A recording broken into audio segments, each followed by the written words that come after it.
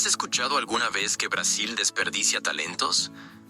Pues bien, eso es una media verdad, porque algunos talentos no fueron simplemente desperdiciados, fueron saboteados. No por falta de esfuerzo ni de talento, sino por algo mucho más grande, mucho más perverso. El sistema. La mafia del fútbol. Y quizá el nombre que mejor simboliza esta historia sea el de Alex de Sousa. Un genio que lo tenía todo para ser el mejor del mundo, pero que fue cortado, ignorado, silenciado y al final exiliado. Porque cuando no te arrodillas ante el sistema, él te destruye. Alex nació con el raro don de ver el juego como pocos. A los 17 años, ya hacía pases largos como si tuviera 30. Un mediocampista que marcaba el ritmo, que pensaba 3 segundos por delante de los demás. Y en Brasil, donde siempre se ha exaltado el talento, uno imaginaría que un jugador así sería protegido, promovido y transformado en el rostro de la selección. Pero no fue eso lo que pasó. Porque desde joven, Alex aprendió que en el fútbol brasileño, el talento no basta. Tienes que estar en el club correcto, con el empresario correcto, diciendo las palabras correctas. Y él nunca quiso ser parte de ese juego sucio. Todavía al inicio de su carrera, Alex llamó la atención en Coritiba. Y como era de esperarse, un talento de ese nivel no duraría mucho en un club pequeño. Se fue al Palmeiras y explotó. Era un maestro. Junto con nombres como Sinho, Paulo Nunes y Oseas, formó un equipo mágico. Pero quien veía desde fuera no sabía lo que pasaba tras bastidores. Dentro del Palmeiras, Alex empezó a incomodar. Era un tipo serio, estudioso, que no aceptaba órdenes absurdas de directivos, que no le lamía las botas a nadie. Un problema para el sistema, porque un jugador demasiado bueno que no se vende es un riesgo. En la selección brasileña, la historia fue aún más oscura. En una generación donde faltaban los clásicos número 10, Alex era la solución obvia. Pero aún así, nunca fue prioridad. Te preguntas, ¿por qué? Y la respuesta está en una palabra que destruye carreras: influencia. En vez de convocar al que jugaba mejor, muchas veces se convocaba al que tenía más influencia en los pasillos, o al que generaba más dinero a ciertos grupos empresariales. Empresarios y dirigentes que mandaban más que el entrenador, que daban ultimátums: si ese tipo es titular, el otro no va. Y Alex, que no era de adular, siempre acababa como plan B. En el Mundial de 2002, Brasil fue campeón, es cierto. ¿Pero sabías que Alex estaba en su mejor nivel antes de ese torneo? Y aún así, no fue convocado. ¿Por qué? Porque se negó a aceptar ciertas imposiciones. Porque no quiso cambiar de empresario. Porque no era el tipo de jugador que se dejaba manipular. En vez de él, prefirieron llevar a otros nombres más fáciles de controlar. ¿El resultado? Alex vio desde su casa cómo Brasil levantaba el trofeo. Y aunque lo celebró, la herida quedó. Porque él sabía que ese lugar podía haber sido suyo. Y no por ego, sino porque lo merecía. Y todos lo sabían. Aún así, no se detuvo. Se fue al Cruzeiro y tuvo la mejor temporada de su carrera. En 2003, llevó al equipo al triplete: Campeonato Mineiro, Copa de Brasil y Campeonato Brasileño. Fue el cerebro de un equipo histórico. Goles, asistencias, liderazgo. Eso era un Balón de Oro caminando por el campo. Pero una vez más, Alex fue ignorado por las listas internacionales. Y ahí es donde uno empieza a entender cómo funciona el sistema. Para competir por el Balón de Oro, necesitas visibilidad en Europa. Pero para brillar en Europa, necesitas el respaldo adecuado. Y Alex terminó en Italia, en el Parma, pero el negocio estaba tan mal estructurado que volvió a Brasil en poco tiempo. Y ahí viene el capítulo más injusto de todos. Cuando Alex, ya cansado de la mafia que controlaba el fútbol brasileño, decide irse a Turquía. Así es, a Turquía. Mientras otros, con menos talento, iban al Real Madrid, Barcelona o Juventus, Alex se fue al Fenerbahce. No por falta de ofertas, sino porque nadie quería apostar por un jugador que no se dejaba manipular.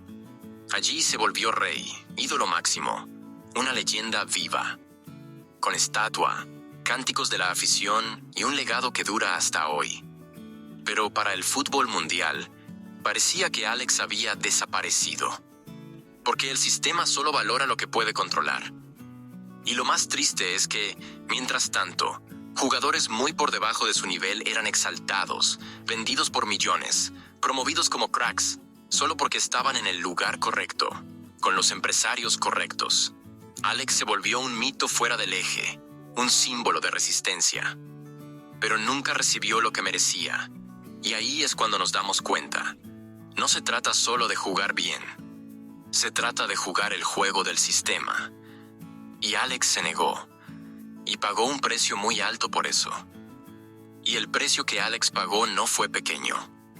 Perdió la oportunidad de disputar más copas del mundo, de ser reconocido globalmente, de pelear por premios individuales. Pero sobre todo, perdió algo que ningún dinero puede devolver: el derecho de escribir su historia con libertad en el escenario más grande del fútbol mundial. Porque en Brasil, cuando no te inclinas, el sistema te borra. Y con Alex fue exactamente eso: el silencio, el olvido, la indiferencia. ¿Pero por qué la mafia del fútbol hizo eso con él? Porque Alex era peligroso para la estructura corrupta que dominaba la CBF y gran parte de los clubes. Era articulado, tenía voz, no tenía miedo de criticar abiertamente a los dirigentes y sus negocios turbios. Hablaba de ética, de respeto por la camiseta, de compromiso con el aficionado. Eso es música para el fan honesto, pero una amenaza para los que viven del lado oscuro del fútbol. Alex molestaba porque no se callaba. Y cuando aparece un jugador así, el sistema reacciona de dos maneras: intenta comprarlo o intenta destruirlo. Como no lograron comprarlo, hicieron todo lo posible por borrarlo. ¿Te diste cuenta de que casi nunca lo invitaban para entrevistas en las grandes televisoras mientras jugaba? ¿Qué era poco mencionado cuando se hablaba de posibles ídolos de la selección? Eso no es casualidad, eso es estrategia. Porque cuando la prensa está involucrada con empresarios y dirigentes, y muchos lo estaban, participa activamente en lo que se muestra y lo que se oculta. Y Alex se volvió un nombre prohibido. Era ese talento que nadie podía ignorar, pero todos intentaban hacer desaparecer. En el punto más alto de su carrera, cuando ya era rey en el Fenerbahce, llegó a tener temporadas monstruosas. Más de 20 goles por temporada, asistencias impresionantes, actuaciones de gala en clásicos. Era el 10 que decidía, que organizaba, que hacía funcionar al equipo. Pero aún así, Brasil fingía que él no existía. La selección seguía apostando por mediocampistas que no creaban nada, o por volantes más mediáticos, que tenían el respaldo de grandes agentes. Alex solo volvió a vestir la camiseta de la selección de forma esporádica, casi como un premio de consolación. Y eso es indignante, porque él no merecía estar ahí solo como relleno. Merecía ser protagonista. Imagina un escenario donde la selección de 2006 tuviera a Alex como el 10 titular. En lugar de formar un equipo pesado, desorganizado y lento, habrías tenido un cerebro, un líder técnico, un tipo que sabía jugar en colectivo, que hacía correr la pelota con inteligencia. Y si dudas de eso, pregúntale a los turcos. Ellos vieron de lo que era capaz. Pregúntale a los hinchas del Cruzeiro. Pregúntale a los del Palmeiras. Ellos lo saben.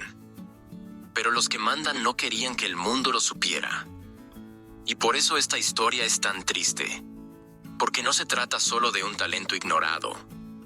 Se trata de un sistema que decide quién va a brillar y quién va a ser apagado. Que protege a quien se somete y descarta a quien piensa por sí mismo. Alex fue víctima de eso. Fue una amenaza para el modelo sucio del fútbol brasileño y por eso fue saboteado. No tuvo espacio en la selección. No tuvo apoyo para ir a los grandes clubes de Europa y no tuvo la consagración mundial que su fútbol merecía. Pero incluso ante todo eso, nunca se quejó. Nunca suplicó por un lugar. Nunca se victimizó. Simplemente siguió jugando. Y jugando muy bien. En silencio conquistó todo lo que pudo. Se volvió ídolo eterno en Turquía. Hizo historia. Inspiró a una generación de aficionados y jugadores que aprendieron que es posible ser grande incluso siendo boicoteado. Porque la grandeza no se mide por premios o portadas.